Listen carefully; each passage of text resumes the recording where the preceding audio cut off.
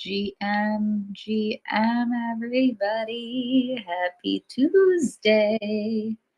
Welcome to There's Layers to This, Season 3, Episode 6. I mean, we are more than halfway through Season 3. Wild. Today's February 13th, the day before Valentine's Day, and a few days after our special guest's birthday. So it's been a nice, exciting month. Thank you for coming. If you're watching on YouTube or Twitch or X, thank you for watching. If you're listening in our Twitter space, thanks for listening. Please give the space a reshare, or if you're on YouTube, give it a like, a subscribe, all the things. Do all the things so more people can find us. Because we're gonna have some fun today, and we also have a special giveaway we're going to do at the end of the show. We're going to be giving away some art, so that's always exciting. So yes, without further ado, I'm going to pass the mic over to my co-host, Mr. Tyler. How are you doing? Hello, everybody. What's cracking? Happy Valentine's Day Eve. Eve, indeed. Happy Eve, indeed. Valerie, how are you doing? GM, I'm in the Valentine's holiday mood. Just, I've got a significant other, but also just super grateful for the love I have for myself, for my family, for my friends, for all of you in Web3. So I'm in good spirits today. Oh, nice. And without further ado, let's introduce our guest speaker, guest correspondent, the amazing NFTP. How are you, NFTP? Thanks for being here. I think people like to say the NF part. It's a little longer. I don't know why. Hi. How is everybody? I'm trying to figure out, do I mint? I kind of want to give everybody that's here one of my hindrance pieces from TP5. So I'm trying to figure out, that collection is on a couple of different chains, but the one I wanted to drop some more pieces. So anyways, I'm just trying to figure out how best to do that. So I might just, I don't know. It's amazing that we can just mint as we talk. So maybe I'll wait. And those that want a TP5 hindrance piece, let me find the link and I will put it. Should I put it below? And then people can let me know if they're interested in having me airdrop one, and then I'll mint as many as people want. And that way it's like, this is it. You had to be here for it kind of thing. Yeah, maybe. Oh my gosh. That sounds awesome. Oh my goodness. All right. Yes. Thank you for doing that. This is very exciting, y'all. That's fun. So I'm just not quite sure what is the deal here? So artist talk. What do you want to know? How can I help? What's going on? Give me some rundown here. Yeah. Okay. So basically, think of yourself as like you're joining the morning show. Okay, and there's 3 hosts on this morning show, and now you're gonna be like our 4th host, but also guest, right? So we're gonna ask you questions, and just like last week, we're gonna talk about some news. And then we're gonna ask you what you think about it, because I'm sure you probably have heard of some of these things, or maybe if you haven't heard, then we still want to hear your thoughts. So it's gonna be a bit of both. No pressure, TP. Just it's a time for you to sit on your couch and relax, and we're having a fun talk show, if you will. And then I'll be sharing anything we talk about. I have it here on screen. I'll pin up the live stream in just a sec. So if you guys want to see the visual aids with this, you can see I'm wearing some pink heart glasses because obviously the holiday. And Val here has a fun background. It's a whole thing, guys. But when we're talking about, for example, NFTP, like when you're talking, I'm gonna hover over your PFP, for example, and then that way people can read a little bit more about you as you're talking, or if you're talking about some artwork, I'll pull the artwork up so people can see it here on screen. So and so. But yes. Any questions or any thoughts? Would you introduce yourself? At least that. Well, sure, I can.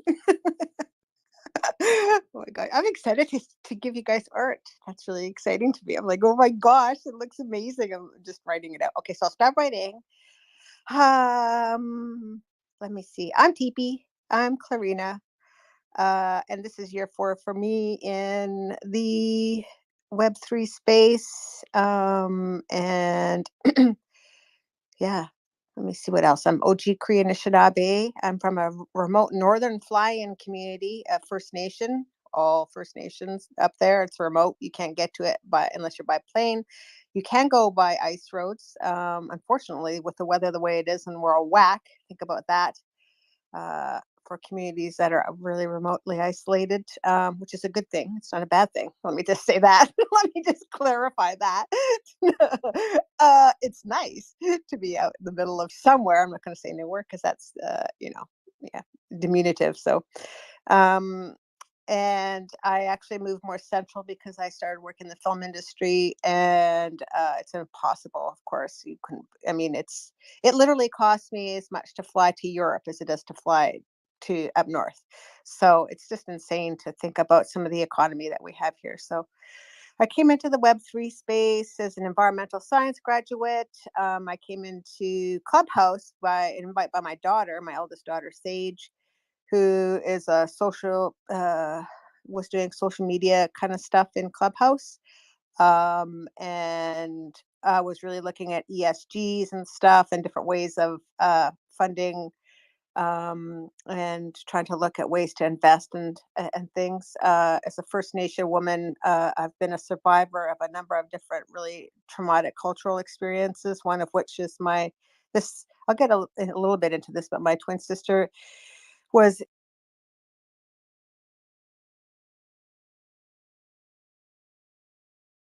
cultural experiences. One of which is this. I'll get a little bit into this, but my twin sister is a missing murdered Indigenous woman, and they did come to my house on my birthday, our birthday, to tell me that she had been murdered a number of years ago. So it's always a mixed kind of like, a mixed experience for me. I've healed a lot from it, and I think that's really important because I'm a mom. For 60 scoop, meaning families that had Indigenous children taken from their homes and put into non-Indigenous homes with the goal to have them not speak their languages and not know their culture. And it was an intentional thing that was done, and put into residential schools and different things like that. My eldest sister committed suicide in a United States home, very religious home, where she wasn't allowed to speak her language and things like that. So there's real trauma. And I'm a second generation residential school survivor. And that's relevant. Those who know me know that I talk about all these things, and I don't want to sound like I'm just kind of checklisting really important issues. I just have spoken about them, and in this space, there's a lot of conversations where people say, "Oh, they're vying for sympathy," and I'm just like, I'm just not that person. I'm an intelligent, thoughtful person. And I think it's important to make observations and share experiences where the people wouldn't know of them unless you spoke of them. So to do that with a level head is really important to me. To talk about environmentalism and emotional different aspects of who we are, and things like that with a level head without shaming is really important to me as well. So that's what I've been trying to do in this space. And aside from that, I've been an artist all of my life. And before COVID, uh, I had an artist co-op I'd set up with my teepee outside, which is why I'm teepee. Teepee in Cree means equal. It translates to the word equal in English. And we have teachings that speak about balance and different things like that. So I literally somehow magically had this whole kind of Web3 identity come together as teepee with a physical teepee, speaking about arts. The shop was called Our Children's Land, which is our acknowledgement to the 7th generation teachings of utilizing resources for up to 7 generations. It was part of our teachings of how to use resources. So, and I really wanted to tie that in for artists, because there are a lot of cultural arts and cultural biases in arts where people maybe don't appreciate the depth and the histories of cultural arts and beading and different ways that we have used our natural resources to create incredible pieces of art that are very in depth, which I find it's kind of interesting. And I keep saying this, certainly in this space when I talk about digital art, but to me, it's like digital beading. It's like we created digital art by the pixel is equal to a seed bead in my mind. And a lot of people probably wouldn't even tie those things together. But and the last thing I would say is all the work that I've done. I am a tech consultant with the government of Canada. I'm currently on the standing offer. Sorry, I'm losing my brain there. I'm on a standing offer with the government of Canada as a tech consultant, and doing primarily as tech, but doing abuse of authority investigations and different racial investigations against organizations that are federal, like the Canada Border Services, RCMP, Food Inspection Agency, where there's unions there. So very involved in that. I also, I'm almost done. Hold on, don't worry. I'm almost done. And then the last thing that's important to me is volunteerism. There's a monster. Sorry. I have a roaming monster. I'm supposed to go get it. I have 15 minutes to go kill my monster before he goes away. I'm a gamer geek. Let me turn that off. Sorry. What game is that?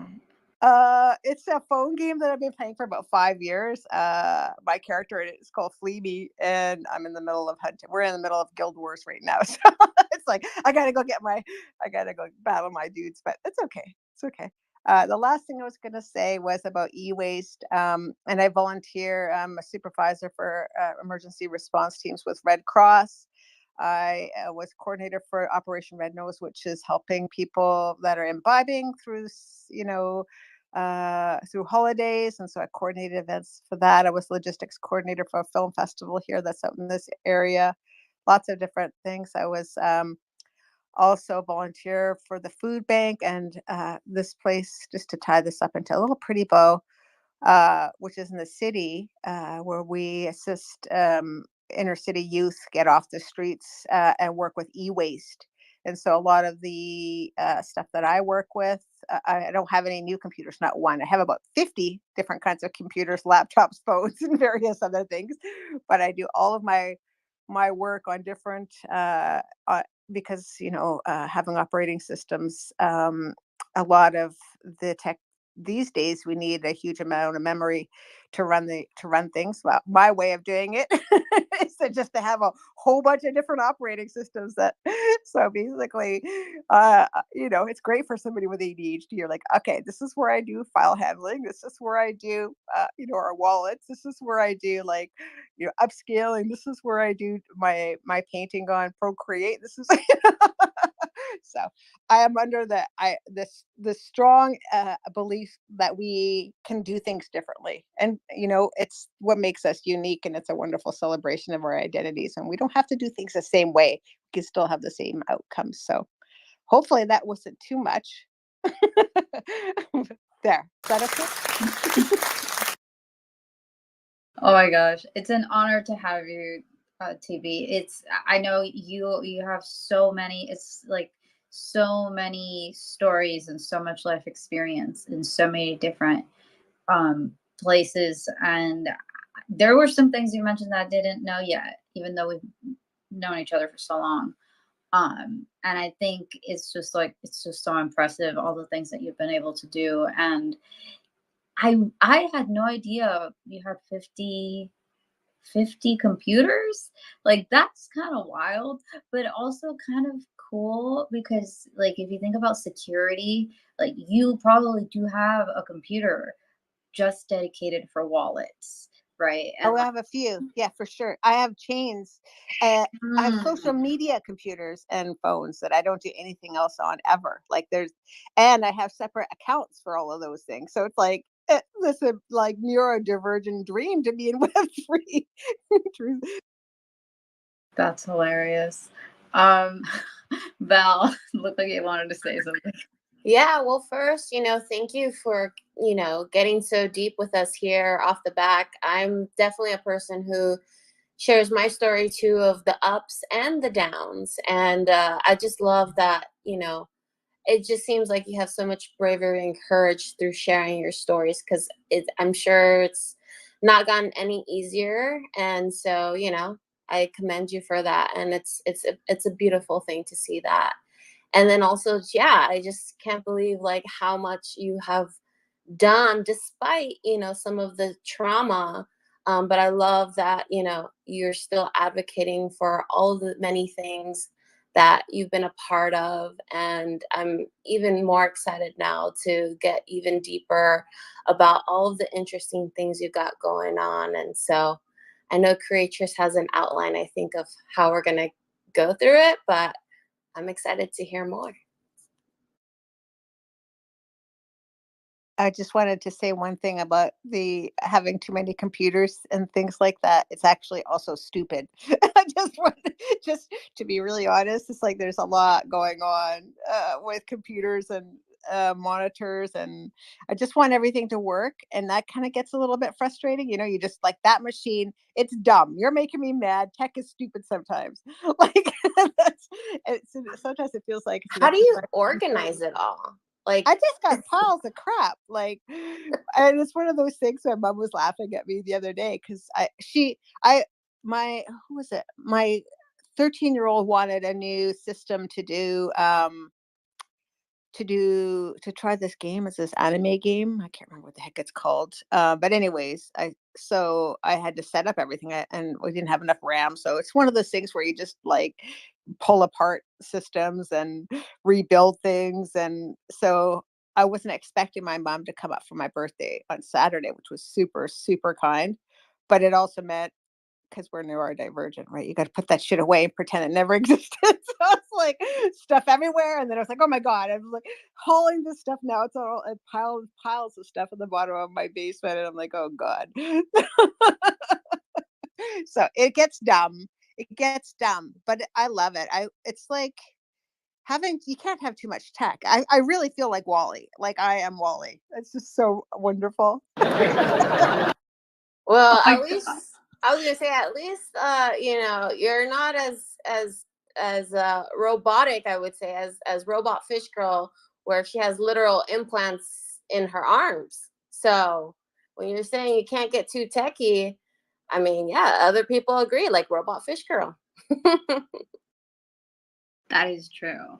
Yeah, our guest a couple episodes ago, for anyone who wasn't here, she literally considers herself kind of like a cyborg. Like she has like implanted an NFC chip in her hand. Like I can't even tell you. But before I forget, I was gonna say one thing about what TP said. Oh, it's lost. It's lost to time now. Um, yeah. Tyler, I just wanna check in with you before I kick off the Web3 news. So we do have a couple things that we'll go over. We won't spend too long, but TP, I'll come to you for your thoughts on the news as well. But Tyler, how are you doing? Doing great. Yeah, just vibing, learning, minting. Just minted my first NFT. Um, First NFT. I What? created my first NFT. I knew something was going on. I knew something was brewing. I'm like, I feel like I should check on Tyler. Okay. Are you ready to tell us about it Yeah, I'll read it. okay, let's It's a Valentine for all of you. It's free. It's on Zora, and it goes a little something like this: Valentines are red. These noggles are blue. Here is some lasagna just for you. Yay, I love that. That's so good. Oh my gosh. All right. Well, while I grab the news, Tyler, maybe you could whip up a little post with a little link for us, like a safe link for us to click to collect our little Valentine. That'd be cool. And thank you. That is so sweet of you to think of us. Oh my gosh. Well, if nothing else, I feel like we got a really cute Valentine. So anybody in the Lonely Hearts Club, not me, I just mean, whoever, like, you got a cool Valentine. You didn't think you were gonna get it today, but here you are. So NFTP is giving away one of her TP-Fi NFTs to everybody who's here today. I forget how we're going to take note. I think maybe I'll take a screenshot, TP, and she said she's gonna mint the exact amount for people that are here. Okay, so if you're listening, don't leave before we take that screenshot, which I don't know when we're gonna do it, but TP, we'll talk in a minute about that. Well, All wait. Yeah, go ahead. I think that would be too confusing because everybody comes and goes. But I will. What I'm going to do is I'm in the middle of writing it out. Is I'm going to write the tweet down below, and then anybody that wants one has to put their name down. So we'll have to keep reminding people throughout the space to put their Tezos wallet down there. It's part of the Hindrance series. It's going to be number 3 in that. And so I'm just in the middle of writing it up right now, and I'll put it down there. So we'll just remind people to check it out and put their wallet down if they want one. And then at the end of the space, I'll mint as many as are requested. Does that make sense? Yeah. Beautiful. You heard it here first, y'all. So if you got a Tesla's wallet, you're in luck. You are in luck today. We got 2 Valentine's gifts for you. We got 1 Valentine's gift. I believe Tyler did it on Zora or Base. We'll hear from that. And then also NFTPs from Tezos. And oh my gosh, Val is raising her hand.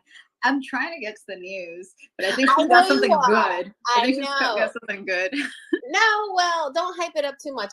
I'm all for the education part too. So for those who aren't familiar with Tezos, where can they go to get their Tezos wallet? Where can they go? What's the website? Oh, that's a great question. There are multiple wallets. The one that I have is Temple Wallet. Yes, Temple Wallet. Let me see if I can pull up the specific address so I can just read it to you. Okay, it looks like it's just templewallet.com, and it's actually an app. Yeah. So that's the website, templewallet.com. Yes, ma'am. Do you know if people can get the desktop version or is it only mobile? Looks like web extension or mobile app. Cool. Mm-hmm. I love it. Thank you. Carry on. Yeah, of course. That's just one wallet. I believe Kukai wallet is also one that people use, but Temple's just someone that I'm familiar with. So, do your own research. DYOR, as the cool kids say. Okay, so just want to say hi to all our new friends that are listening. Thanks for joining us. What's going on? I see the legend Lindsay, Infinite Mantra down there, and Big Goddess, and David, and Pong, and OG, and Code. Oh my gosh, what's up? And Jesse. Oh my goodness. Okay, thanks for joining us. Jesse is he moved, but he's gonna be visiting this weekend in San Diego. I'm excited. Yay. URL goes IRL. Love to see the homies in person. Thanks for being here, y'all. Hit the repost or the like or drop a comment. Let us know how you're doing. Yes, the Web3 news. Are you guys ready for this? Are you ready for this? First up, yesterday, this one's hot off the press. VeeFriends had a little meetup, all right, with Gary Vee. And this happened in San Diego, which is our hood. Like, if y'all don't know, the 3 hosts here, we all lived in San Diego or live there now. So pretty cool that he pulled up to San Diego, I'd say. And I kind of felt like I was there because Valerie live streamed a lot of it. And it was so funny because Gary Vee did a little Q&A session at the end, and he talked about live streaming, and he was like, oh, I think people should be doing way more live streaming. Like, I'm trying to figure out how to like get into it more. I noticed he's been live streaming just like him working in the office and then doing reruns of like his old episodes, like his podcast and stuff, which kind of gave me the idea of doing reruns of this show. So like now we've been doing reruns of our show on days when the show isn't on for people who maybe missed the show, right? So and that's been kind of fun.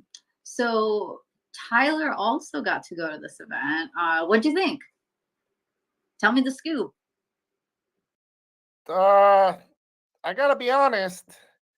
Gary Vaynerchuk in San Marcos is hella random.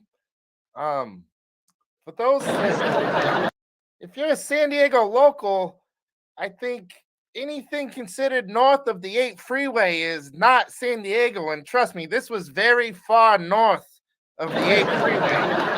He's like up in North County. Look, I'm grateful for it. Don't get me wrong. I am super grateful for Valerie for pinging me yesterday morning on a Monday. She's like, hey, are you going to see Gary V? I was like, what? He's like, yeah, it's going to be in San Diego. Here's the link. I was like, I don't know if I could drive down to. Oh, wait a second. He's 5 blocks from my house. And so I rolled out of bed and, stood in line for a minute, got the selfie. I got to reminisce with the guy. I almost said big guy, but I'm kind of a lot bigger than him. So I don't know if that was. I tell you what, for those of you who don't know, I used to work for a guy named Tony Robbins, and I still work with them in a small capacity. We're partners on some stuff. Yeah, da, da, da, da. Oh, side note, shout out Tony Robbins' new book, The Holy Grail of Investing, just dropped today. It is available in bookstores around the world. So if you're into finance and investing and learning about the greatest wealth strategies, the real big guy, that's a big guy, Tony Robbins. He interviewed 13 of the most successful capital allocators in the world. Fascinating read. I love it.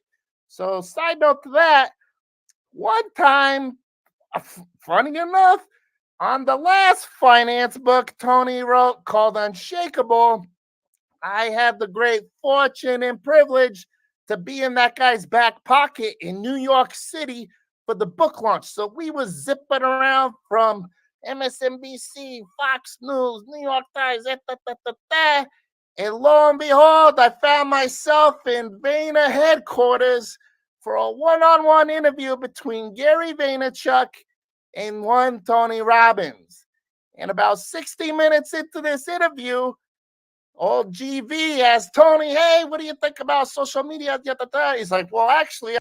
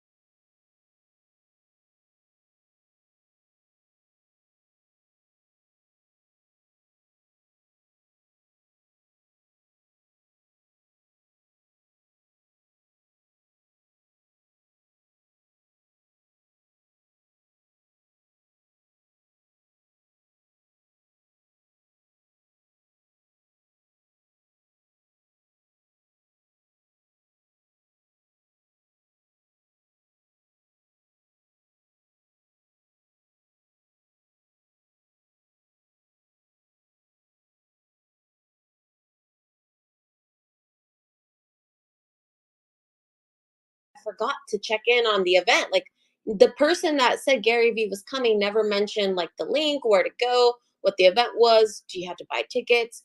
And it wasn't until my significant other, Keegan, said, hey, I just saw someone in our Twitter group say, ask if anyone's going to see Gary in San Diego. I'm like, oh, that's right. He's coming. And so we just Googled it and we found out it was a free event. Gary Vee was going to be releasing his new acai bowl. And this is in collaboration with a superfood company called Everbowl. They're around in different states. There's a lot of them here in California. And so he did a collaboration of VFriends times Everbowl collaboration, where if you know Gary, Gary's favorite fruit is blueberries. And Gary has a character called Focus Falcon in his VFriends NFT collection. And he used that character to name the acai bowl because blueberries provide brain health for you to focus. So we got to go and get a premiere taste, sneak peek of the bowl, and it tastes good, just like any other acai bowl. If you guys have tried it, it has like yogurt, granola, the acai berry. It's real good.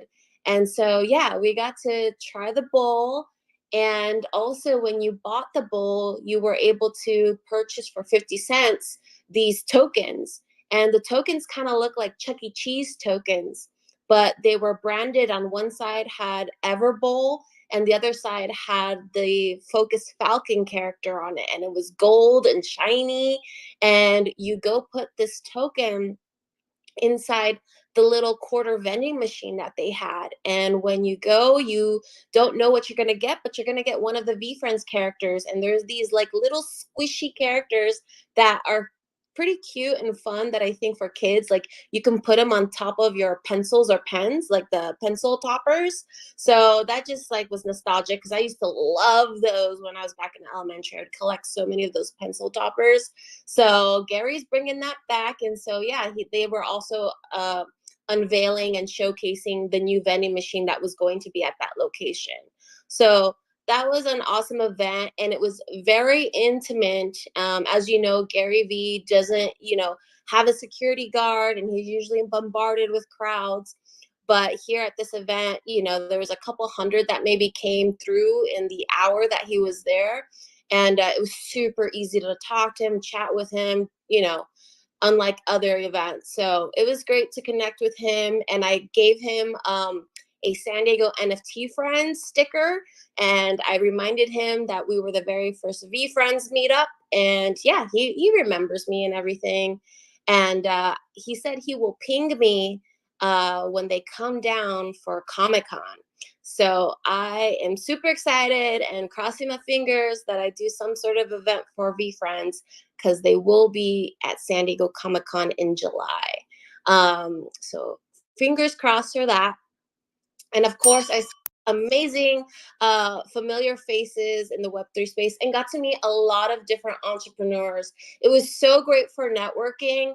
And I've met some amazing people, and I don't want to say too much just yet, but I'm collaborating with some cool people to do an event at VCon. And I will say I did talk to the founder of Everbowl. His name is Jeff Fenster, I want to say. And I asked him if he would sponsor one of our VCon events. I told him it would be community ran, and he said yes. So we will probably have the Focus Falcon acai bowls at a VCon event. So it was really great. Okay, wow, you had a lot more than just acai bowls. This is good. Now I'm hungry, and I do want blueberries. I love blueberries on my acai bowls, actually. I make a smoothie almost every day, for anybody who doesn't know. And I think this is very important for you guys to know. There's usually mango in it. That is the main thing that I require. Anyway, next on the agenda, we also have some videos maybe from yesterday's live stream. We should post those in the comments so people can go check it out if they want to relive that moment. So the next thing I have on here is getting to know NFTP the artist. So how about we ask NFTP a question and then we will continue on with the other things. Question. NFTP, what's the latest collection that you released? Hello. every, I have to apologize for laughing all the time, but that's exactly that's just No, my, we encourage it. We my encourage it. vibe. We are trying to be funny. My vibe is even just saying hello, we start laughing. I was in the middle of trying to figure out that piece. I've picked a piece and I was just animating for fun. Maybe I'll turn it into a GIF. Why not? That'd be really cool. Let's see. Oh, the last thing I did. Well, let's see. I'm on a whole bunch of different chains. Even this hindrance collection is actually also on Telos, not to be confused with Tezos. I have both. It's on both Telos and Tezos. But the last piece I did was a piece that I dropped in 2021 and 2022. I registered my own nftp.sol domain, and I'm on a lot of different wallets to collect as well. Like I didn't mint anything there. I did put a TP5 series in 2022.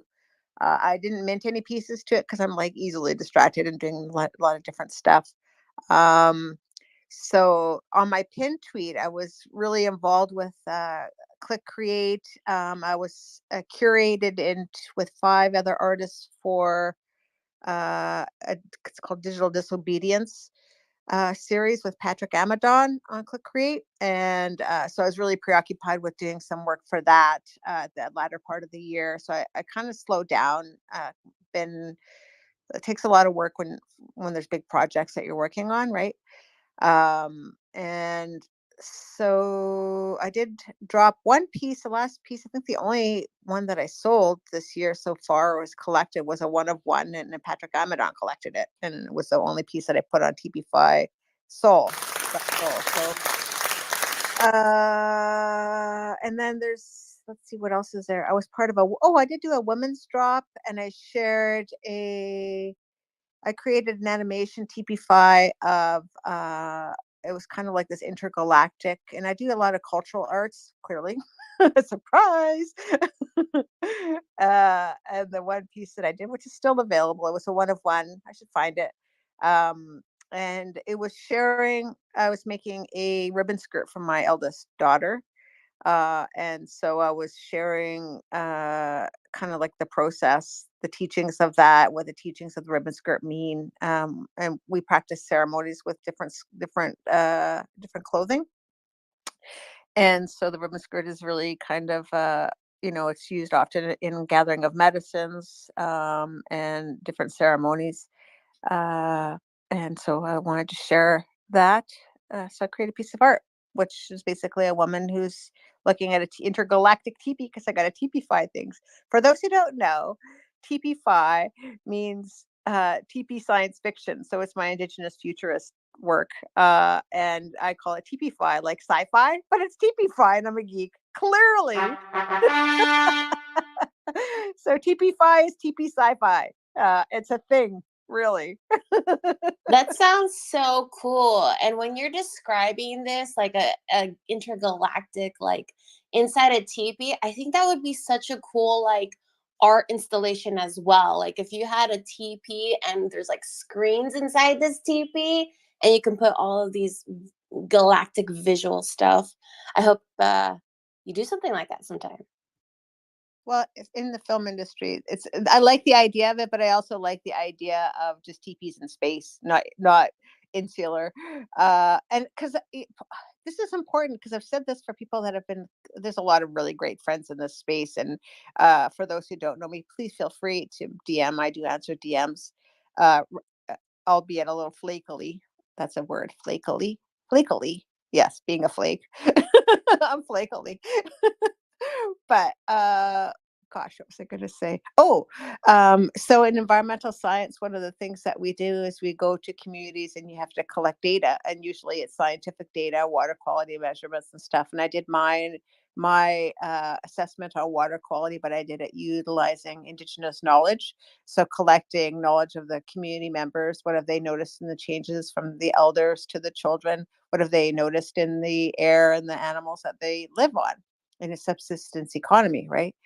And so through that experience, I also, as a First Nations person, was privy to some of the stuff that maybe they wouldn't share with other people.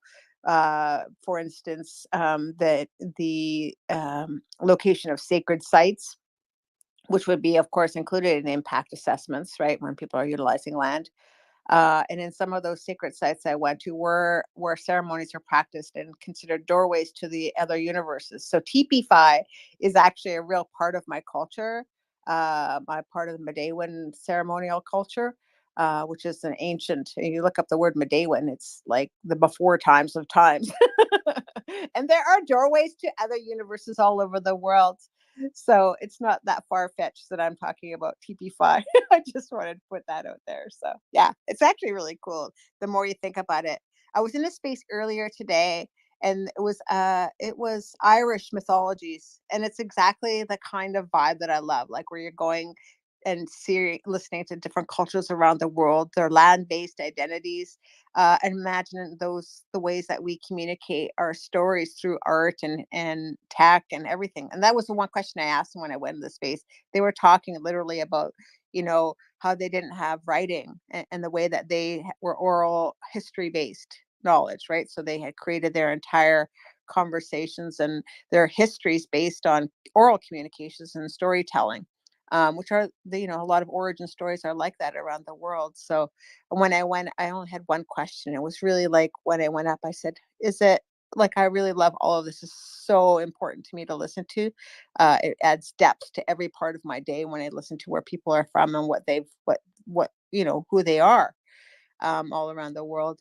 And I said, but I'm just so curious how you evolve your technology, and how do you incorporate your culture with your technology? So, future thinking, and how is that all tied in? And it's this kind of cross pollination of how we bring our huge amounts of histories into contemporary artwork, or any kind of design, or imagine if you are in space and you're asked to be a consultant on what you would bring in as far as culture to a new community. What would you bring? So I think there's a lot to unpack there. So yeah, it's really important to me. It's as much as I like to talk about my culture, I like to hear about other cultures. Wow, there's so much there, TP, to think about. And I think maybe we'll come back to this question. Everybody think about it.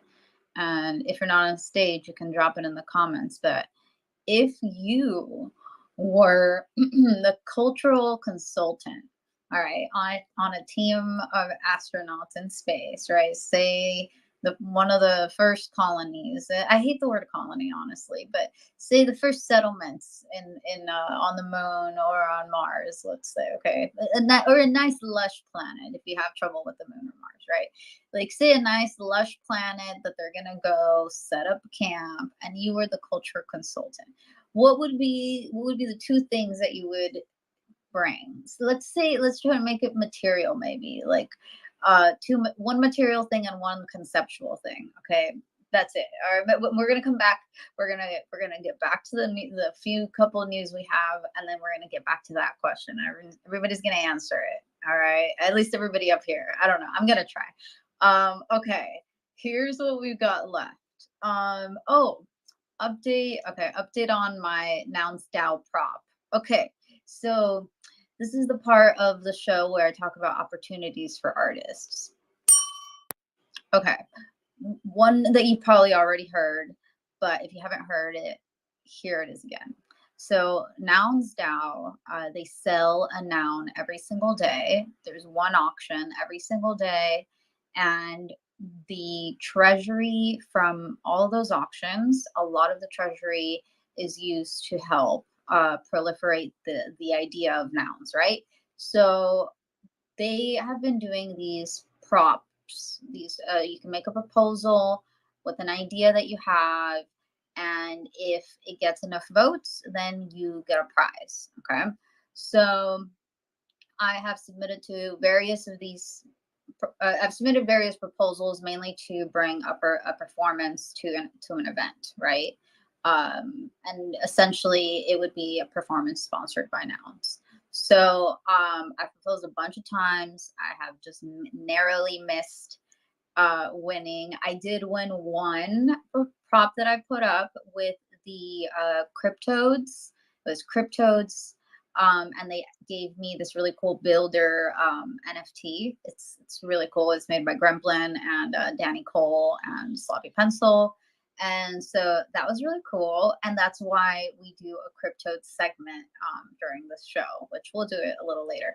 But okay, so that was the first one that passed, and I'm happy to announce I proposed with Nouns Amigos, which is a sub DAO of Nouns. Okay, so Nouns got so big that sub DAOs were created, and it's CCO, so anyone can grab the Nouns and make their own collection and just like have their own new project or their new DAO going. So Nouns Amigos is a Spanish speaking kind of sub DAO, and I applied to one of the things and I actually got it. So I just found out today. So woohoo! Yay.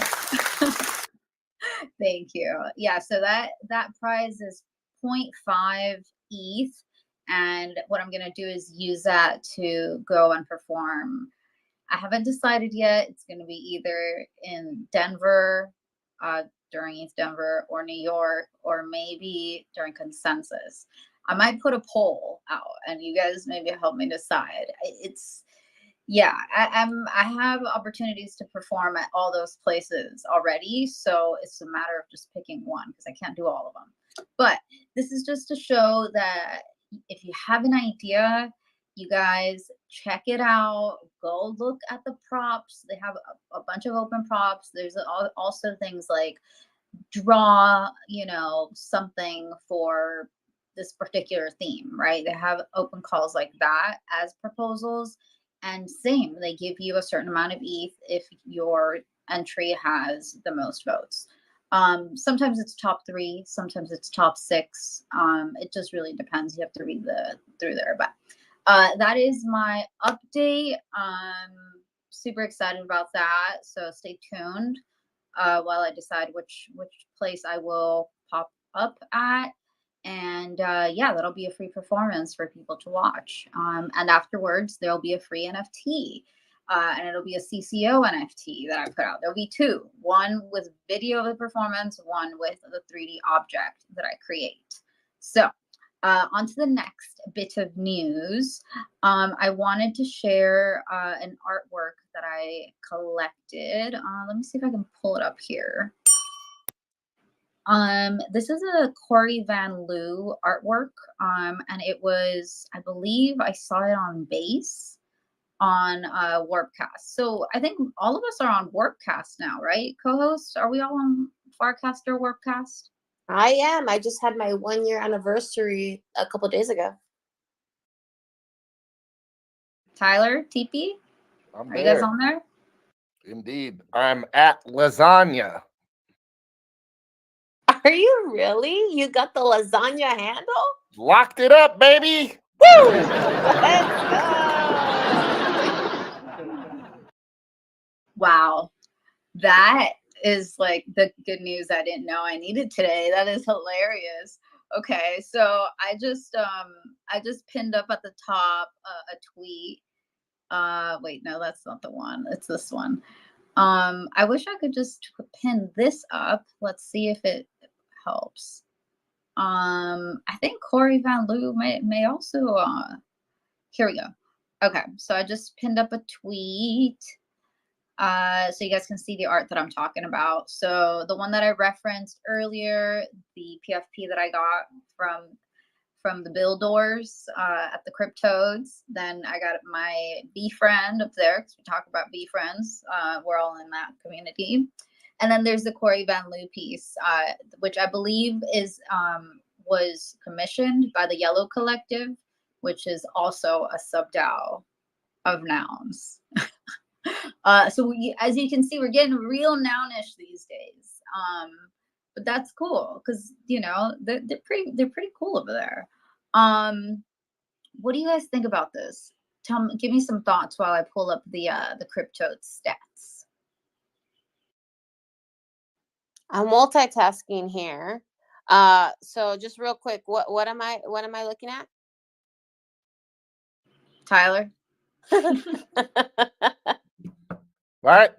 Huh? Can you repeat the question? Okay, here we go. I'm gonna show you guys the stats on the cryptodes now. All right, listen.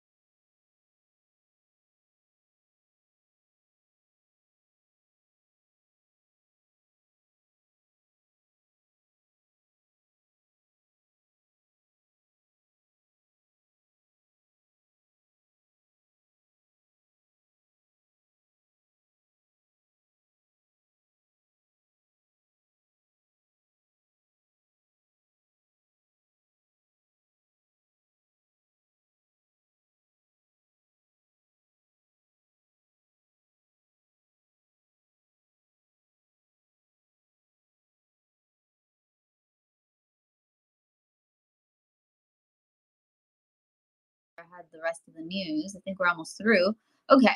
Oh yeah, last thing would be, oh yeah, okay, so I was gonna do stats on VeeFriends. What do you think about that? Yeah, I haven't checked VeeFriends collection in a long time. I'm just diamond handsing at this point. Right. You got a good one. I would have sold that thing, just saying. But I like it. But it's nice to hold too. I hold Well, on in hindsight, I would have sold it too for over $120,000. Yeah. Yeah. I would sell it for what I could. But okay, here's where we're at. VeeFriends, the original collection right now, total volume 67,736 ETH, 1.6 floor price, only 2% listed, and 4,998 owners, almost exactly 5,000 for the 10.3K items. Interesting. So yeah, almost exactly like everybody has too. Okay, that's interesting. The last thing on the news before we get back to talking about TP is Bitcoin hit 50,000 this week and ETH went over 2,600. What do we think about this? I mean, I saw people asking, interesting, like when Joe Biden posted up his laser eyes picture, did that make the crypto go up? That's something I saw that was tweeted out.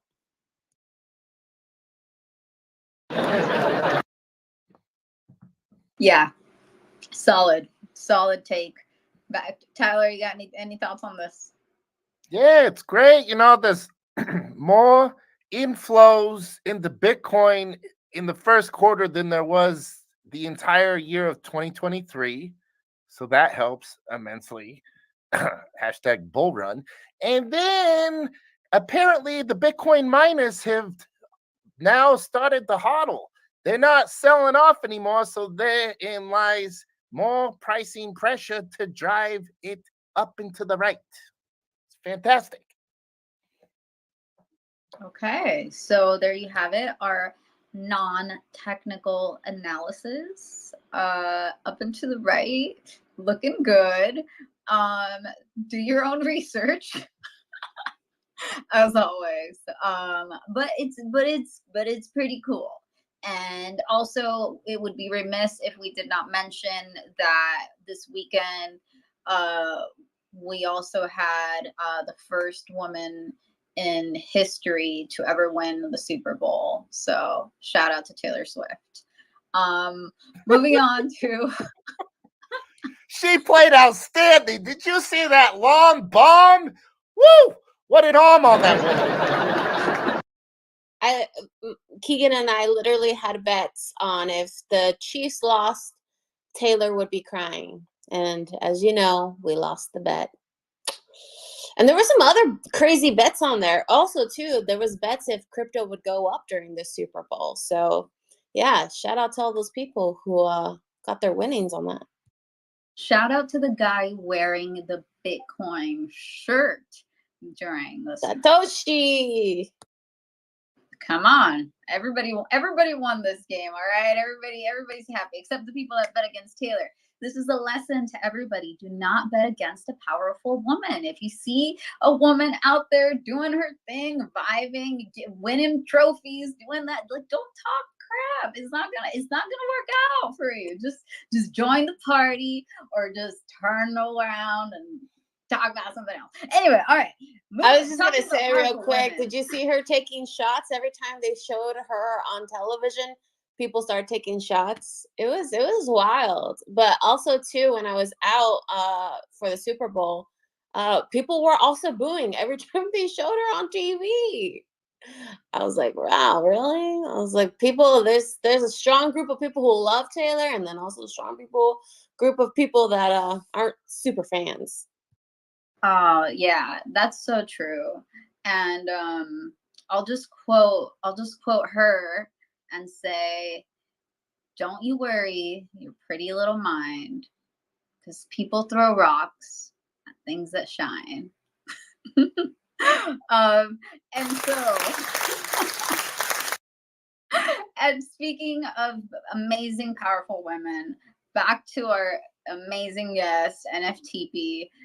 Tyler, Valerie, I know I've been asking most of the questions, so if you guys want to ask a question, please be my guest. Tyler, I'll let you go first. Yeah, I guess I'm always curious to hear people's first initial inspirations that helped them become creators. Was there another creator that inspired you? Hello. Sorry, I got to tune back in.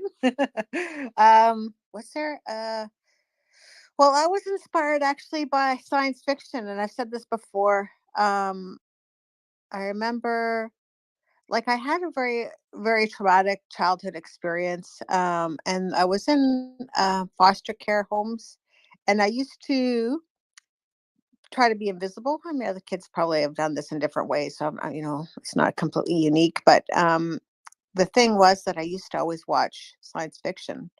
I'd watch Star Trek and Space 1999, and I tried to hide out under the coffee table so people wouldn't see me. I'd just stay there. And so it was like a whole nother thing. It was like, I think I was actually was just talking to Lindsay a little bit earlier about like real versus, fantasy real. And sometimes we need to go into those other realities to pull ourselves into, it's just a refuge, right? So art has been like that for me a lot, and which is why I'm like really into multimedia. There's just different ways that you get those stories told.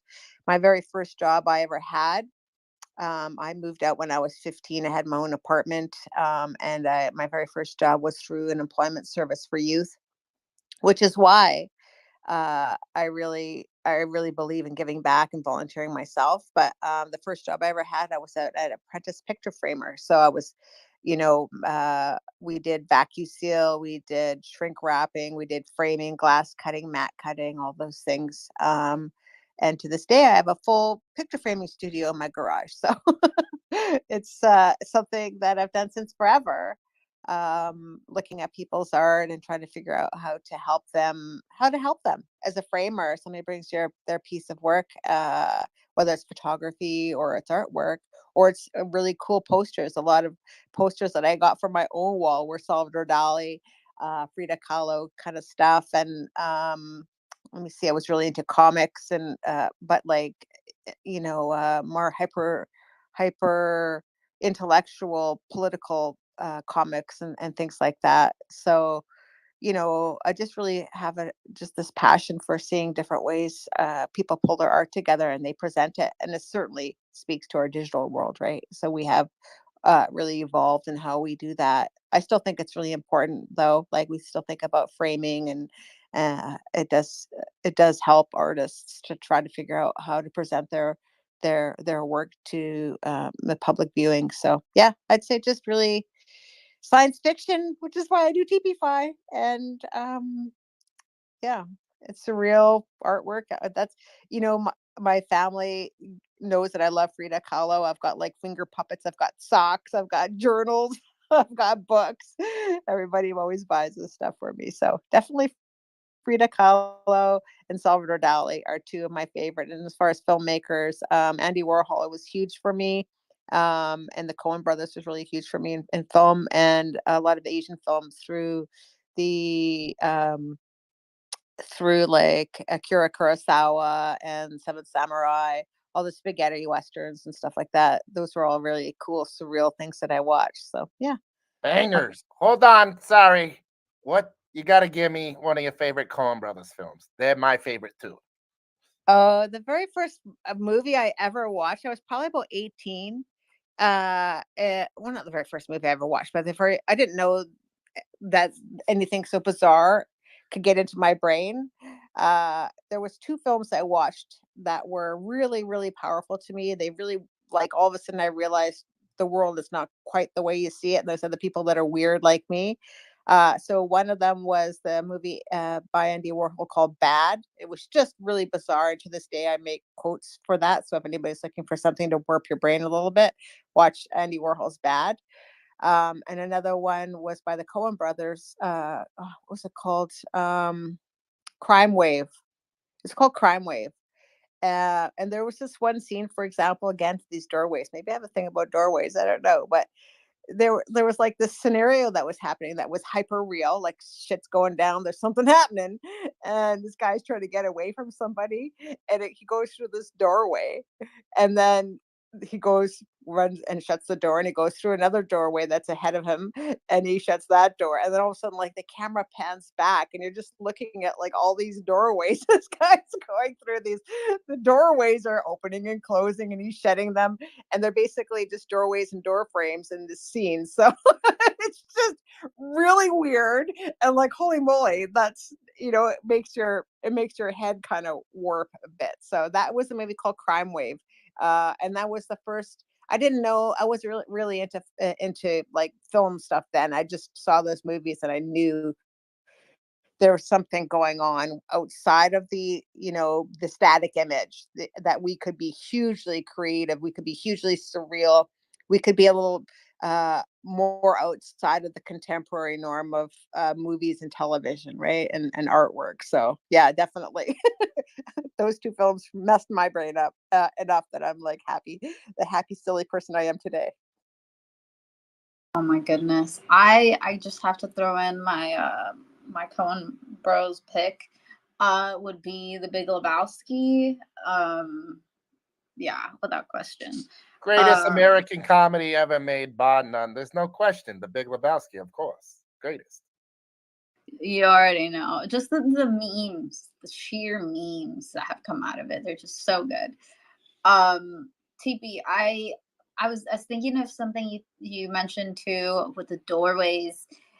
Have you watched the movie Monsters Inc? I think it was a Pixar. Yeah, you remember all the doorways in that film? It was like all kind of like all about doorways, right? And yeah, it's just like the idea that like you could open your closet and then like show up in like in the North Pole or whatever. Just kind of got me thinking. What do you think about that movie? Oh my gosh. It was a good movie.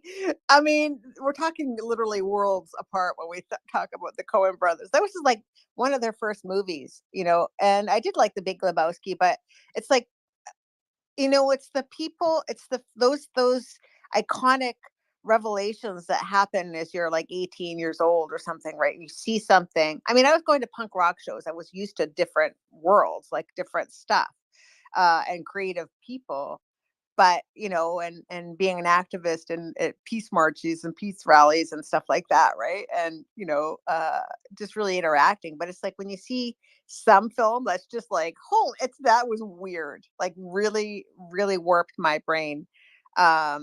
So yeah, Monsters Inc. was wonderful. And then going, so that your point there, and then me talking about this doorway, and then me going to a ceremonial site that's a sacred ceremonial site that has a doorway. When they practice their ceremonies, there is a belief system there to an alternate universe, and those are real people with real belief systems since the beginning of time. So it's like, it's all amazing to me. It's very cool. Again, like I was saying, I was talking to my friend earlier, and I was just saying sometimes, well, I said I wanted to watch something yesterday. I tuned out the world and I was watching, uh it was my birthday, and again, I told you that with my twin sister. Yeah, with my twin sister, it's always hard to go through that period where you're like, I'm good, I'm not mad, I'm not depressed. And for those who weren't here, that my twin sister was murdered, and they told us on my birthday. So my birthday always comes and I have to like just push through it, and I'm like, I'm good. I'm good. But I also know that there's a weight, and I know that I have to like tune out things, right? Like there's just a weight there. It's a very delicate balance to be fine. Like it does, we're all trying. It's a very delicate balance to be fine. So I was watching Walking Dead. I'm like really into post-apocalyptic and stuff, and I was like, I'm in zombie world. uh, so that's where we take refuge, right? Anyways. I love that. I love that you find things that, can make you happy and just kind of put you in the world that you need to be in in order to cope. So I think, that's important for anyone to find those coping mechanisms that do work for you. And they may not always work. That's the thing. You got to try different things. And that's awesome that you're able to do that. I have a question for you. I wanted to know, like, how did you even come about into NFTs and decide like this is where you want to start showcasing your artwork? And then the second part of this question is like, how are you engaging with your collectors? Like, are most of your collectors in the NFT space as well? Or do you have some that are not in the Web3 space? It's a good question. I was in I had my own co-op, like I had a physical shop, a store, a business, and with a physical teepee that was in the yard. And I did digital art, and I've been a graphic and web designer for 20 plus years. So I was already doing what other people wanted me to do. I just never, and it was interesting because I had all these artists that were in the shop here, and I was really showcasing Indigenous artists and cultural art. That was really important to me, because they're just talking about some things that are very significant, about who they are and what's important to them. And I mentioned earlier in the space that the store was called Our Children's Land, and it was really, thinking about the way that we give gifts and we celebrate life. We give gifts and we get them from manufactured locations rather than from the community that we live in, and that there's artists within each of our own physical locations that we can support the artist community directly instead of buying gifts at Walmart or whatever. So, not, I mean, I guess I can knock Walmart. There, I did it. I'm a mean one. Dig, dig, that darn Walmart. But anyway, so that's what was the goal of that space. And then again, as an environmental science graduate, I was trying to figure out what I could do differently as far as having money. I'm a homeowner, and I work hard to try to figure out how to be ethical in trying to maintain something for my children aside from our property. So I was really trying to figure out how do I do that, and there was like this way called ESGs, and so I was trying to learn more about that. It's not the way; it is a way that I looked at, which is a way to understand accountability for businesses for instance, for ESGs, you can look at that. They'll say, for a business, what is this business doing to represent diversity, for instance, in their employees? What are they doing for conflict resolution? What do they have for eco options as far as their plans? So shareholders. So it was really important for me to understand that. One, as somebody that was a tree planter for 10 years on the west coast of BC, and I was part of a tree planting co-op, meaning that the people that ran the co-op and us as workers within the co-op, we all were able to get shares. We split the money equally, and it included where we stayed. We stayed in Whistler and Squamish and all these beautiful places, but we had to pay for that. We had to pay for people to cook for us. So understanding like the diversity and the scope that goes into running a business, and making it equitable for everybody that's part of that business. It's the same with arts and DAOs, what we're doing in Web3. So when I first came in to Clubhouse, like I said, my daughter was there, and she said, "There's some stuff here I really think that you'd be really interested in." Um, and so I came in because my daughter asked me to join uh, Clubhouse, and then I was looking at different things with solar panels. I saw that they were doing, for instance, I was really interested in Ethereum, trying to figure that out, really understanding proof of work and proof of stake, trying to figure out how that could be done differently. In Clubhouse rooms at that time in 2021, in the first quarter, there were rooms on how to build mining um, mining rigs with solar system through solar panels and stuff. And I was like, this is really freaking cool.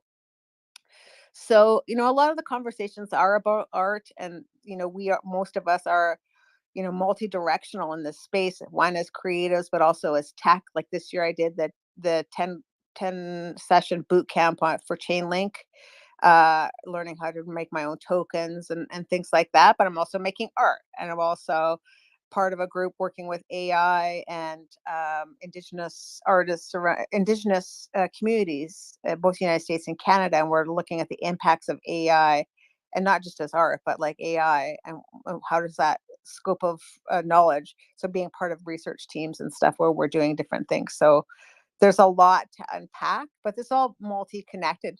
Very specific to me, I'm very interested in storage. And if you think about that, this whole digital space is about storage, and longevity of storage, and why we're using it, how we're using it.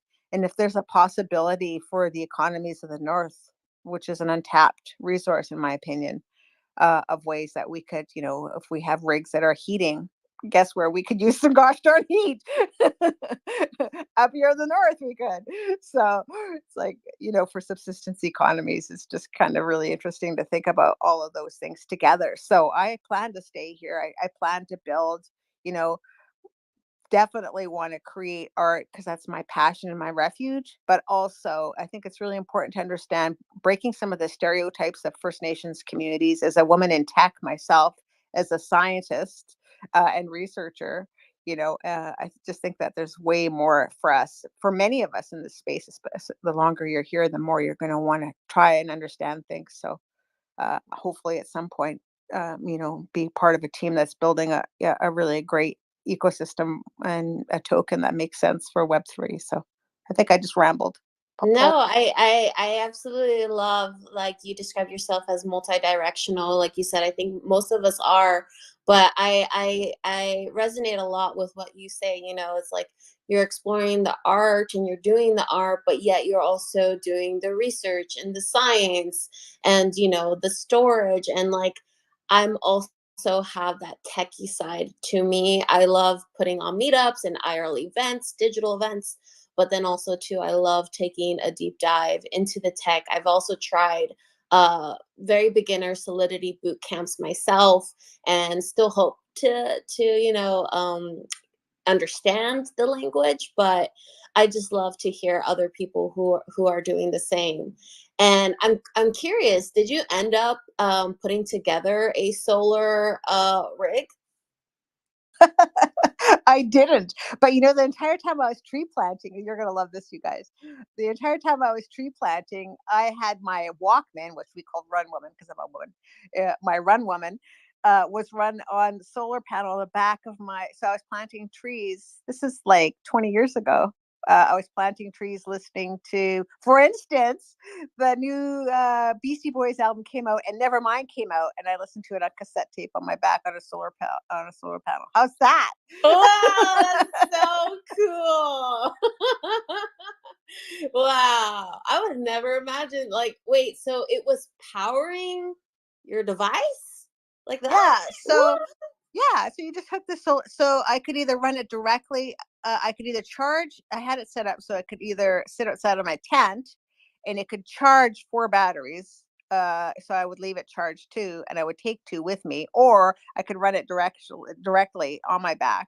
And if it was a good sunny day, I wouldn't be running anything. It would just play. It would play directly the right amount of power to my Run Woman. Wow, cool.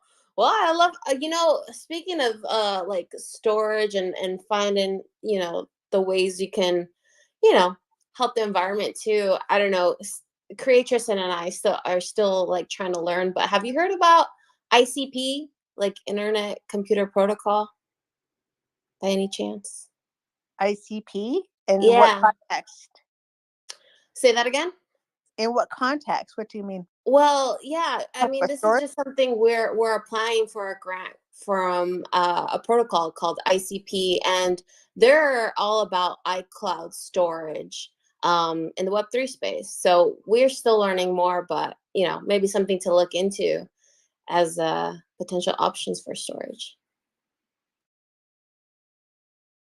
Yeah. Well, I'll stay tuned into that. It's interesting. It is important too. It's not. I think people don't understand when you say one thing that everything is interconnected, right? So it's all connected to it. To why would that matter? Well, it would matter. It would matter to you, one, as a collector or an artist. It would matter to you what kind of storage you're using, and the longevity of it, and the viability of it, and the accessibility of it. Certainly, even when we came into Twitter, did we encounter some craziness here where the storage this I mean, even as a business, where are you going to keep it? Why are you keeping it there? And Elon decided he was going to swap out some stuff here, and that impacted all the people that are using it. So it certainly matters to us and any person that's in this space where and how we're using it, and certainly been part of the conversation since day one, well before I was here. But certainly, yeah, it's really interesting, and also people don't consider the international aspects of that. So people are very regionally focused, but the reality is that there's um, we have regulations, international regulations that are very different on how that would look. And so, are we being compliant across international borders as well? So anyways, a lot to unpack there. Yep. Oh my gosh, that's a good point to bring up, TP. The different like geographical areas we're in also determine like the things you're able to participate in sometimes. Like I don't know if you guys noticed, but there's been a live show going on every day for the past like 10 days, I think, where they give away like $1,000 in the morning. um they give it to you like on this marketplace called Rollbit, which I found out is not available for US consumers. So if you live in the US and you win that giveaway, you're not going to be able to, like, you can't even make an account on there. So like anytime you guys are interacting with things like this, like just make sure you know like the baseline. Like, can I even participate in this due to where I live. And I'm sure the same thing happens the other way around. Like that one is like a Canada kind of centric, thing. Sometimes there's US centric things that the people up there can't, like participate in. So it just, yeah, that's an interesting thing that I feel like not everybody thinks about when we're going through the motions. But before I forget, and we are coming close to the end of our space, so this is the last call for you guys. If you have a Tezos wallet, NFTB has given the opportunity for you to drop your wallet in the comments. I just posted this tweet up here. So drop a comment under that tweet with your wallet address, and she is going to mint an NFT for everybody who drops their wallet there. And you guys are gonna get a really nice special NFT from her TP5 series. Which is freaking amazing. TV, I love sci-fi. I could talk about sci-fi. I'm really particular to Star Wars, but I'm pretty open. I'm pretty open. I like to watch everything I can. Lately, God, I think lately the thing that I watched, the last sci-fi thing was The Creator. Not sure if you watched that TV, but I thought it was pretty good. Yeah, what'd you think? Oh, I loved it. I was talking about that a few weeks ago. Did you watch the new Avatar? Yeah, I did watch the new Avatar, and they went full into the indigenous culture, storytelling, which I thought was pretty cool. What do you think about that? Well, yeah. I mean, everybody, like I said, everybody's indigenous to somewhere. So, yeah, the people, they had very, very specific. What I liked was really cool that they had like the difference between the forest indigenous communities. And so, it's just people that were, and then the water community. So I love that because that's exactly who we are. We're all very different, and it has nothing to do with our skin color. It's very, what land is it that you're on? And is it land that you originate from, or do you originate from somewhere else? And then also being mindful of the land that you're on and the original peoples that are on it is always kind of my gentle reminder of who are we and where are we from. And I think that's a really great way to kind of heal our souls a little bit, because I think there's a lot of displacement, and people seem a little bit lost, I've noticed. So as far as the TP5 series, I actually, if anybody doesn't have a Tezos wallet, you can DM me directly and I'll onboard you and give this to you. I just don't want people to think, I've always onboarded. I've been doing Tezos wallets and Tezos spaces since like the first quarter of 2021 back in the day. And so worked with like Indonesia and all of these different communities helping. So I'm happy to, one, either send Tezos to people that are new artists that want to get on. Two, I'll happily send you TP5 and help you make sure you get your wallet set up. So don't fear, no FOMO. Let's go, yo.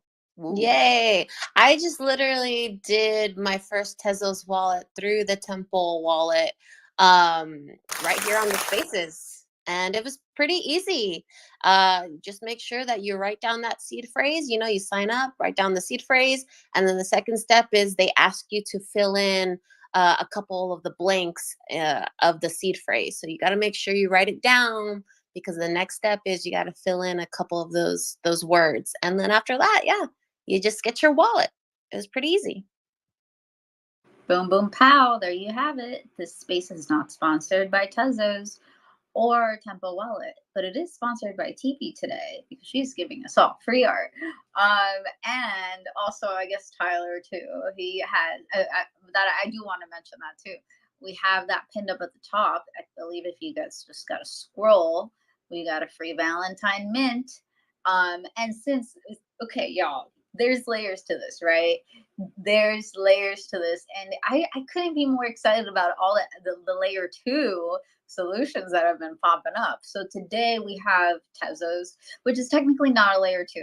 It's a layer 1. It's its own blockchain. It's got its own Tezos is the coin, right? So yeah, that's an L1, right? So we got a gift for you on L1. All right. And then we got a gift for you on an L2, which is the free Valentine's mint on the Zora network, which I believe is on top of Ethereum, right? It's an Ethereum L2. So we got you covered wherever, because there's layers to this, and we want to make sure you don't just have cheese on the bottom layer, you have cheese in the middle and the top too. So and make of that what you will. Okay, Tyler, Valerie, any last call for questions? Actually, I should say, if you're in the audience and you have a question for TP, you have about 2 minutes to work up the courage. In the meantime, we're gonna go to last questions and comments from Tyler and Val, and then yeah, we're gonna get ready to skedaddle, because it's Tuesday, guys. We got tacos to eat, toads to pet, Tezo's art to shill. Tyler. No, just very grateful to be here and hear TP's story and all that she's up to. It's very fascinating and quite original, to be honest. It's very original. I love hearing hearing things that I'm not privy to. It's great to hear all these experiences, and even though there's many hardships along that story, I'm most inspired by her way to overcome all that and conquer all, and just absolutely crush it. So thank you for coming on. There's layers to this, TP. Should I say something? If you want to. Yeah, I wanted to say something because it's important.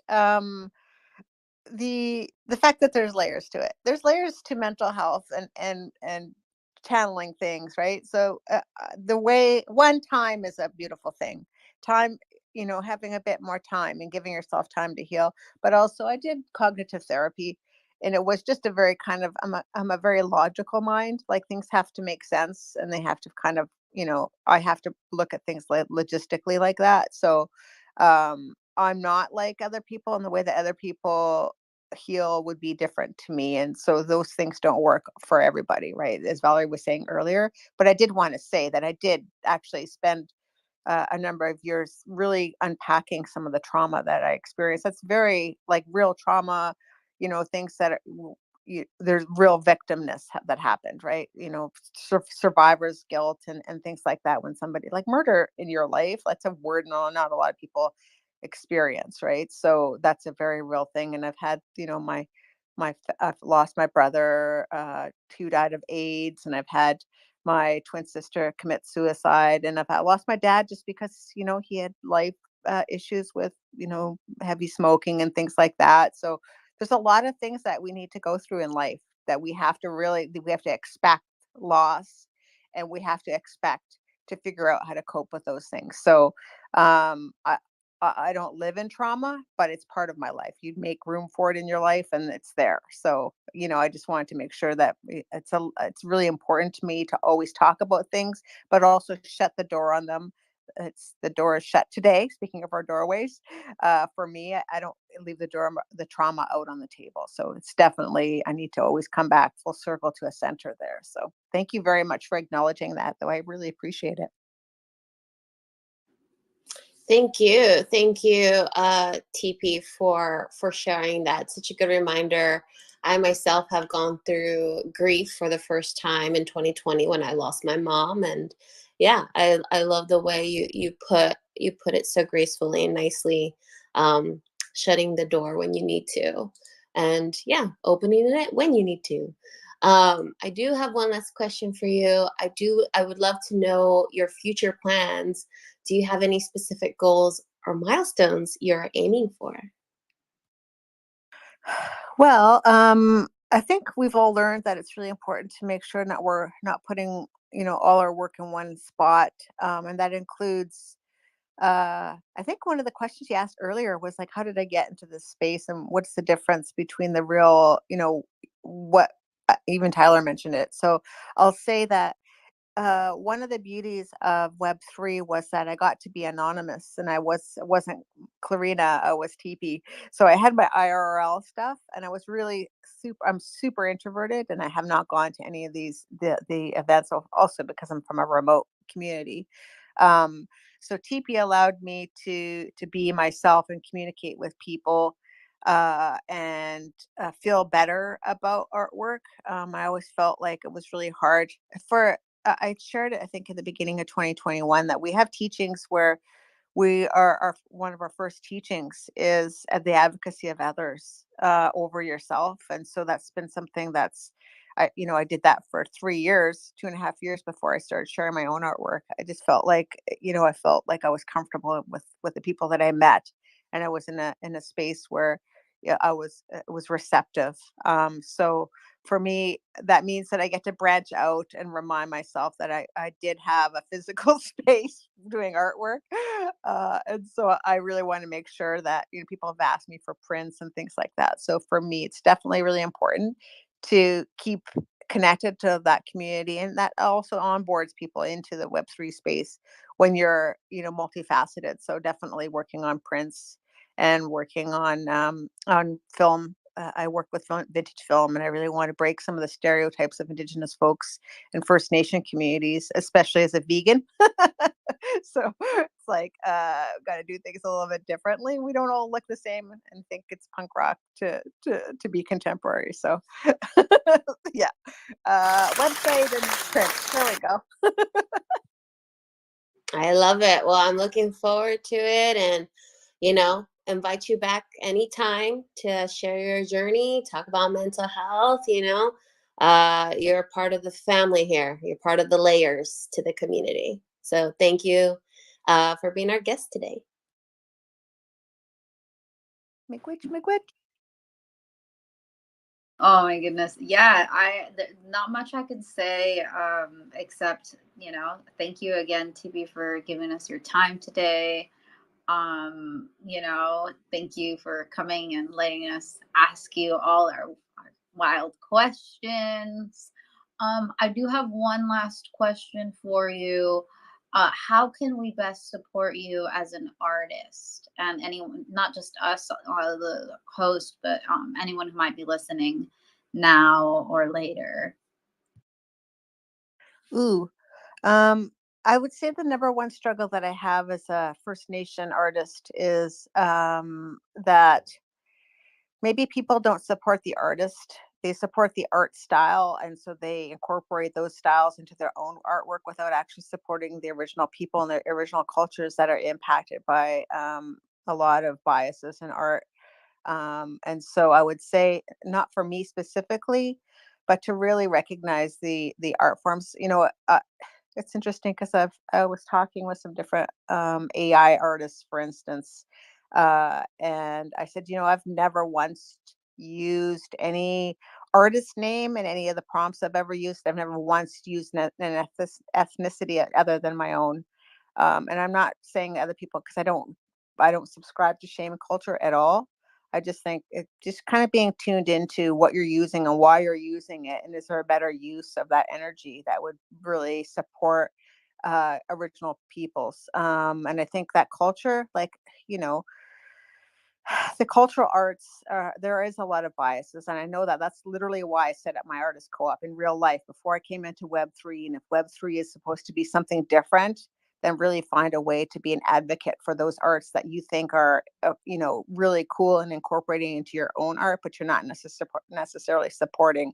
So, trying to find out who those people are and be inspired by that. I think that's amazing. But also, supporting those artists as well is also important. So that's it. We're trying to do something a bit different here. So if we were trying to do it in real life, we're certainly still trying to do it here.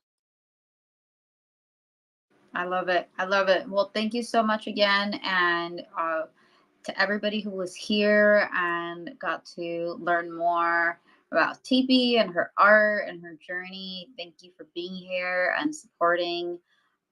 We really appreciate you guys tuning in wherever you're tuning in from. Also want to say thanks to those of you who left some comments on the live stream, popped up, Symbiotech and Keegan.